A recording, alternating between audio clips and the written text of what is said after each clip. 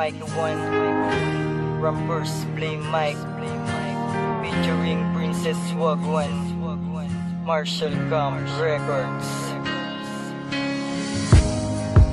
Hawakan mo ang aking kamay nang walang hanggan, habang yakap ko ang pangarap mo.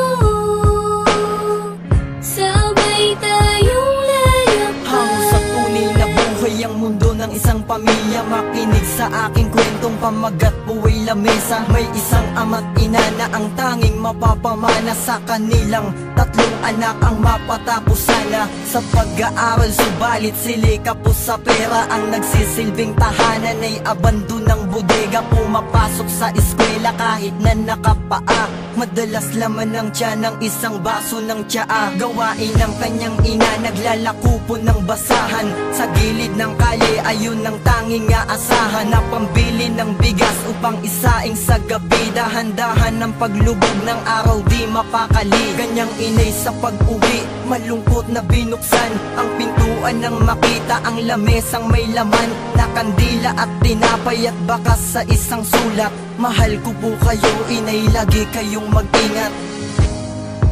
Hawakan mo ang aking kamay nang walang hanggan, habang yakap ko ang pangarap mo. Sabay tayong layakap. Dahan-dahan ng paglubog ng araw nung kinabukasan, gumising kanyang ina, gulat nang wala sa higaan ang kanyang bunsong anak. At bigla ang nagtaka, bumangon at napalingon, tila namamalik mata, hinakbang ang kanyang paa. Sandaling napahinto, may kaba nang napatitig ng tuwid sa may pinto. Muling lumakad at kinuha ang sulat na nakaipit sa pintuan ng basahin. Halos ito'y mapunit, unang nakasulat sa inyong lahat. Patawad po, di ko po sinasadya ang palihim kong paglayo. Ako po ay inampon ng matandang iniligtas. Kahapon po na muntikang masagasaan sa labas ng gitna ng kalye at ilan pong salaping pabuya na siya pong pinambili ko ng tinapay at kandila at hinain sa lamesa para lang matandaan. Mahal ko po kayo inay, maligayang kaarawan. Paalam. Hawakan mo ang aking kamay nang walang hanggan, habang yakap ko ang pangarap mo.